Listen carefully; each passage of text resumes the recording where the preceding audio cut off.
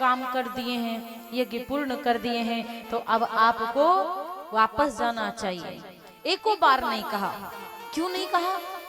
क्योंकि विश्वामित्र जी का मेन कारण था अयोध्या से राघव जी को बाहर लाना। मेन कारण था अयोध्या से बाहर लाना कि कब भगवान बाहर आएंगे कि अयोध्या में आनंद करते रहेंगे। अयोध्या से बाहर लेकर के आए,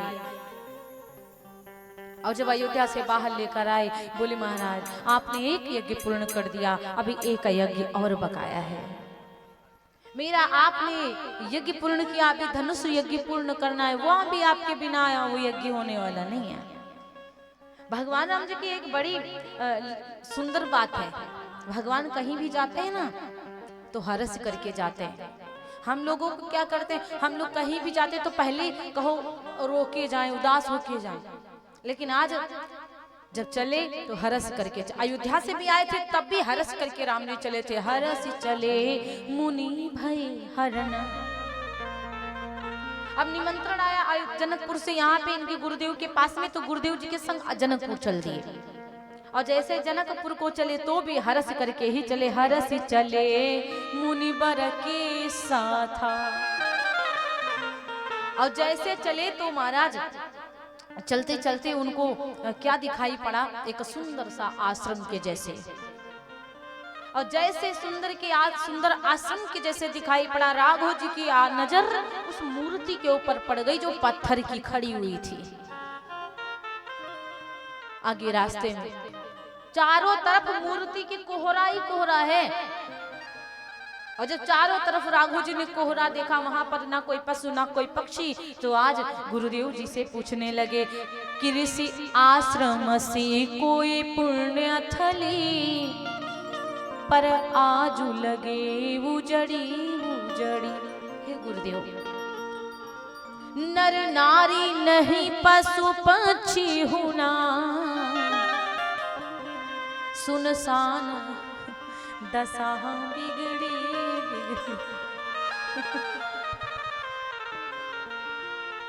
बैठेगा और बढ़िया से बैठो भैया। देखा, हम लोग को सब कहने लगते हैं कि थोड़ा सा एक भजन और सुना दो, आज थोड़ा जल्दी हो गया। अब पूछो क्या हाल होते बैठने पे। हम लोग का क्या होता है, यहाँ से गए महाराज, वहाँ पे आराम करने के लिए बैठ, तो भी माताएं बहने चार आती हैं, बतियाना पड़ता, बोलना पड़ता, तो बैठे के हाल पूछो कहाँ होते हैं। और एक बात आप लोगों से बता दूं, चलते हुए रास्ते में कोई चरण स्पर्श ना किया करे। ठाकुर जी हाथ में होते, कहीं एक बार ऐसे एक मैया आ गई आगे, तुरंत अचानक से चरण छूने लगी, वो बच गए, नहीं तो गिरे थे, मेरे अंगूठी में चोट आ गई थी।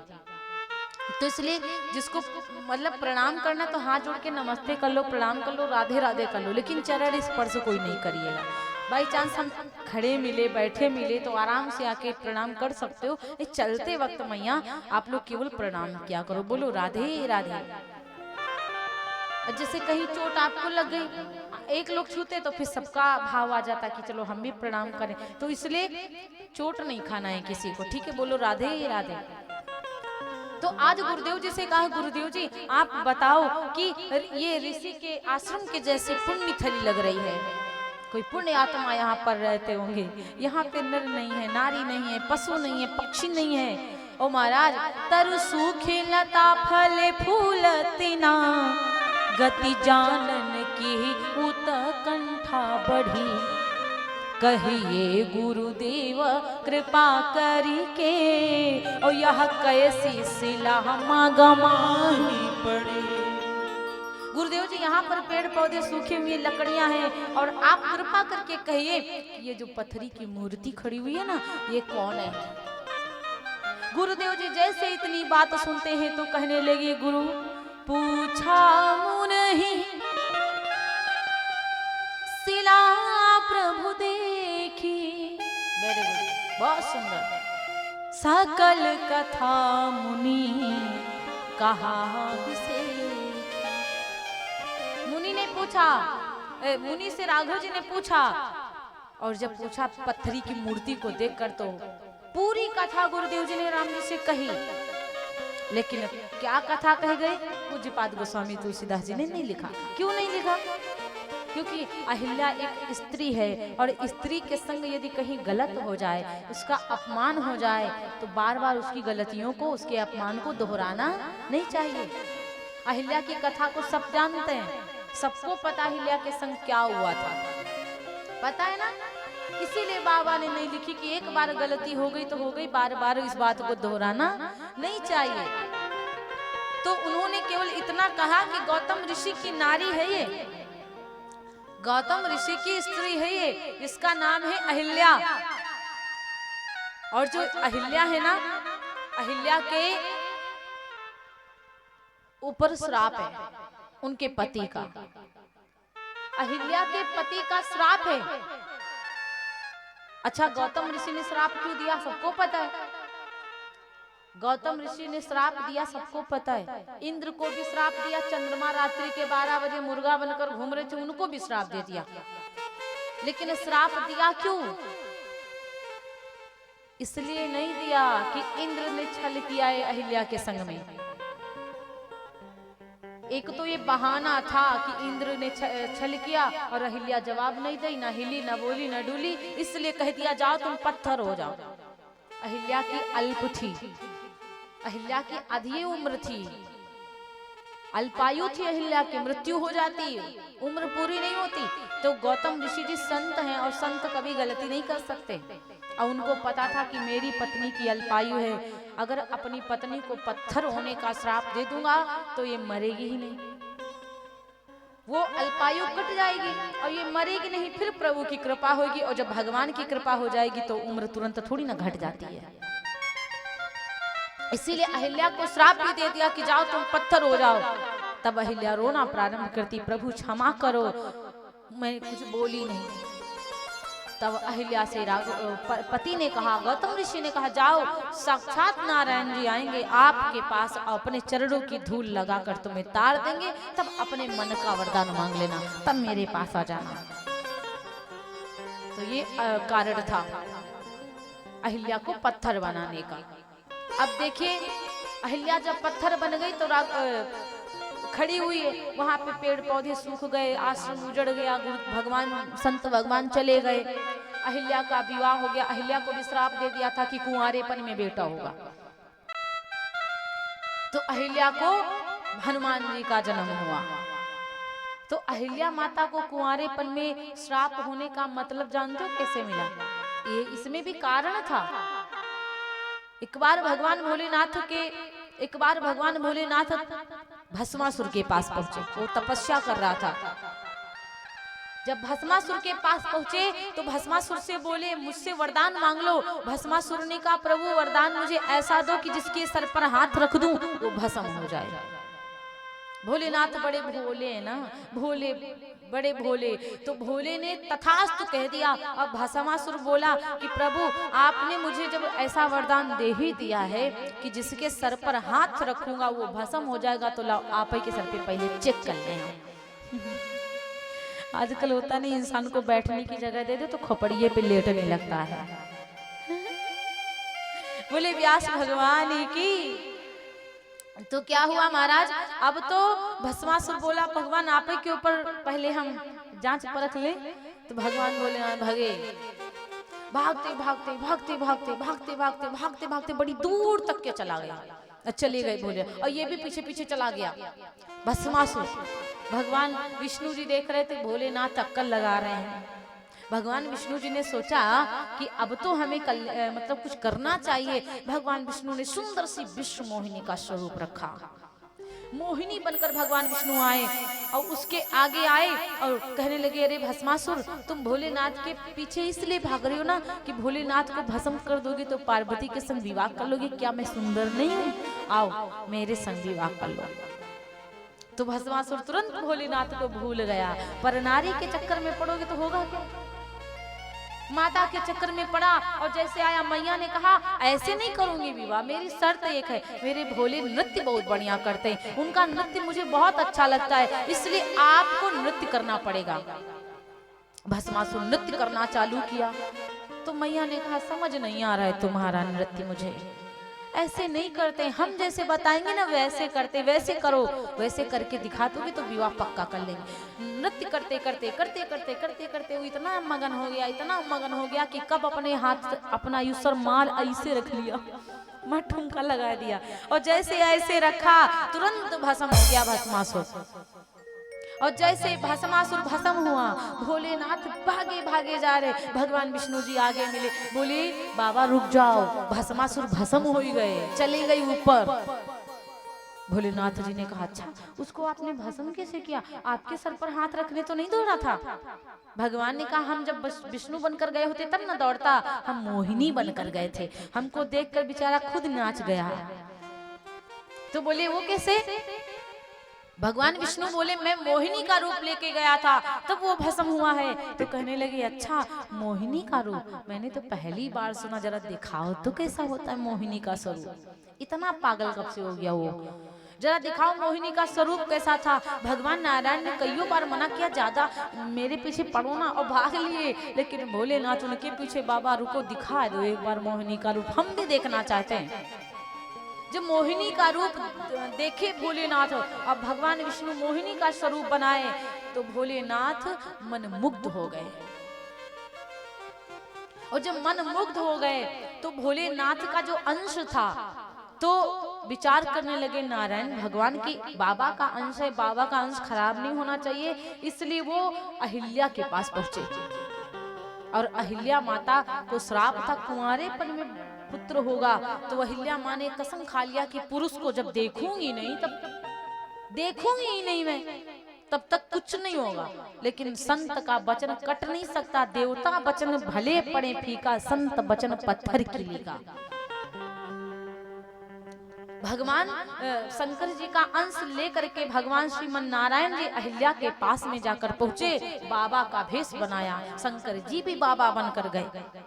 अहिल्या से बोले, अंदर से अहिल्या बोली, बाहर से बाबा बोले कि अहिल्या मुझे पानी बहुत जोर से प्यास लगी है, मुझे पानी पिला दो। अहिल्या माता ने कहा बाबा पानी तो पिला दूंगी लेकिन बाहर नहीं आऊंगी, कोई व्यवस्था हम भीतर से, जैसे आजकल हम लोग क्या करते नलकी लेते, अपना पानी पीने का हुआ तो अपना नलकी से, तो ऐसे ही देवी ने किया, बोली बाहर नहीं आऊंगी। तो अब जब बाहर ना आने को मना कर दिया तो नारायण जी ने विचार किया जब बाहर नहीं आएगी तो फिर कैसे अंश प्रवेश करवाऊंगा। तो फिर अच्छा तो विचार किया, एक अहिल्या आपने गुरु मंत्र लिया है क्या? अहिल्या माँ ने कहा नहीं गुरु मंत्र तो नहीं लिया। तो बोले गुरु मंत्र नहीं लिया तो गुरु मंत्र पहले लेना पड़ेगा फिर मैं पानी पीऊंगा आपके हाथ का। तो बोले ठीक है। अच्छा गुरु मंत्र गुरु जी कैसे देते? कान में देते हैं ना। गुरु मंत्र गुरु महाराज कान में सुनाते कि कोई और ना सुन पाए, और गुरु मंत्र अपना किसी को नहीं बताना चाहिए। तो ये बोले कान बाहर करो, और जब कान अहिल्या ने लगाया उस कुटिया में बाहर, तो बाहर से जो अंश था तो पवन देव को बुलाया गया कि वो अंश ऐसे तो जा नहीं सकता, पवन देव आए, हवा के द्वारा वो अंश उसके कान में गया तो माता हो गई गर्भवती। अंश किसका था? भगवान भोलेनाथ का। और सहायता किसकी लगी? पवन देव की। और जब वो गर्भवती हुई तो केसरी नंदन उनको मिले, तो केसरी नंदन ने उनसे विवाह किया, तब हनुमान जी का जन्म होता है। इसीलिए कहा जाता शंकर सुवन केसरी नंदन। तीन पिता हनुमान जी के, कौन कौन? एक तो शंकर जी के अंश है, 11वें रुद्र है भोलेनाथ, फिर पवन देवता के द्वारा वो अंश कान में गया और केसरी नंदन के संग विवाह किया तो वो पति हो गए, तो वो पिता हो गए पवन देव की। इसलिए तीन पिता भोलेनाथ जी के, सॉरी हनुमान जी के। बोले व्यास भगवान की जय। अब इस प्रकार से कहा जाता है कि भगवान श्री राम जी ने क्या विचार किया कि प्रभु अब मैं क्या करूं? तो गुरुदेव जी ने कहा करना कुछ नहीं है, गौतम नारी श्राप बस उपल देह धरि धीर, और चरण कमल रज चाहति कृपा करहूं रघुवीर। अपने चरण कमलों की रज लगा दो। भगवान ने सोचा मैं मर्यादा में रहने वाला किसी परनारी के चरण नहीं लगाऊंगा। भगवान ने क्या किया? अपना चरण आगे बढ़ाया और प्रभु की कृपा से धूल छूट कर अहिल्या के लगी और जैसे अहिल्या के लगी चेतना में अहिल्या आ गई, सुंदर नारी बन गई अहिल्या। और जैसे सुंदर नारी अहिल्या बनी तो परसत पद पावन शोकन सावन प्रगट भई तप पुंज सही। परसत पद पावन शोकन सावन प्रगट भई तप पुंज सही। जैसे भगवान के चरण की धूल लगी तो प्रकट हो गई वो, और भगवान को देख रही है, बोल नहीं पा रही। देखत रघुनायक जन सुखदायक सन्मुख होए कर जोरी रही। देखत रघुनायक जन सुखदायक सन्मुख होए कर जोरी रही। हाथों को जोड़ रही है और खड़ी है महाराज। अति प्रेम अधीरा पुलक शरीरा मुख नहीं आवे वचन कही। अब बड़ी सुंदर बात लिखी पूज्यपाद गोस्वामी तुलसीदास जी ने। अतिशय बड़ भागी, अहिल्या ने कौन ऐसा कार्य किया जो अतिशय बड़ भागी कह दिया? कोई कार्य नहीं किया, लेकिन फिर भी देखो राम की कृपा चार चार अहिल्या के ऊपर हो गई। पहली कृपा आंखों की, विश्वामित्र जी ने कहा मैं कई बार इस रास्ते से निकला लेकिन इस पथरी के ऊपर नजर नहीं पड़ी। दुनिया जिसको नहीं देखती उसको राम नहीं देखते। तो पहली कृपा भगवान राम के आंखों की, और दूसरी कृपा भगवान के मुखारविंद से की कि गुरुदेव से इस मुख से पूछा अहिल्या की कथा। और तीसरी कृपा इन कानन की भगवान की कि गुरुदेव ने पूरी कथा सुनाई और राम ने कानों से कथा सुनी। और चौथी कृपा अहिल्या के ऊपर भगवान के चरण की रज की, धूल की, इसलिए उसको कहा गया अतिशय बड़ भागी चरण हिलागी जुगल नयन जलधार बही। अतिशय बड़ भागी चरण हिलागी युगल नयन जलधार बही।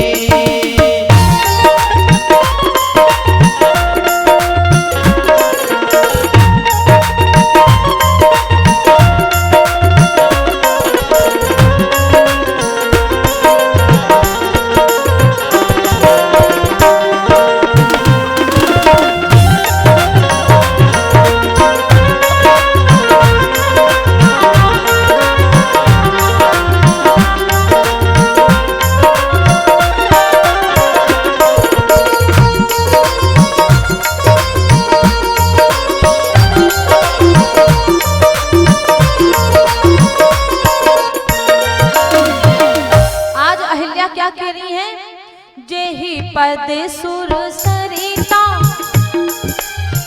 पद में पुनीता प्रगट भई शिव शीस धरी। भगवान के चरणों से गंगा माँ का प्रागट्य हुआ है, वो शिव जी के शीस पर रखी हुई है। और आज क्या हुआ? सोई पद पंकज जहि पूजत यज मम सिर धरे कृपाल धरे।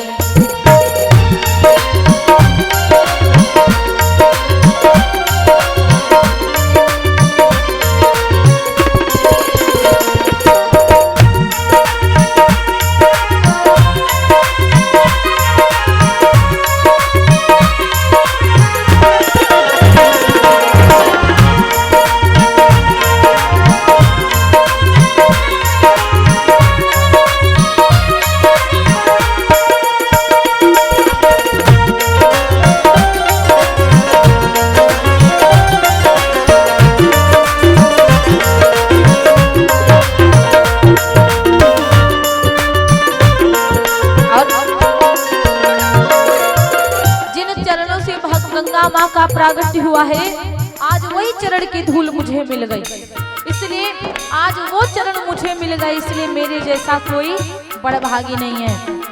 यही भांति सिधारी गौतम नारी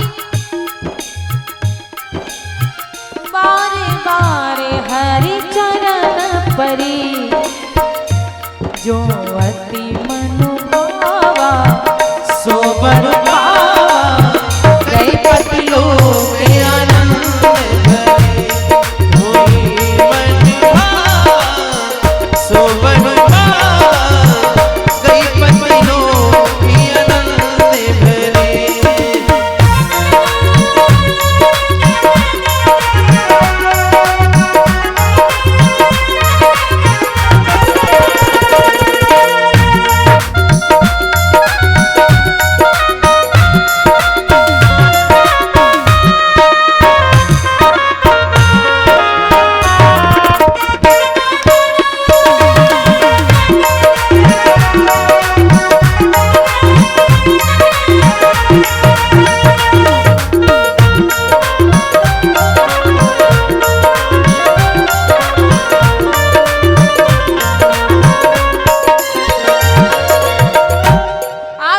अहिल्या माता का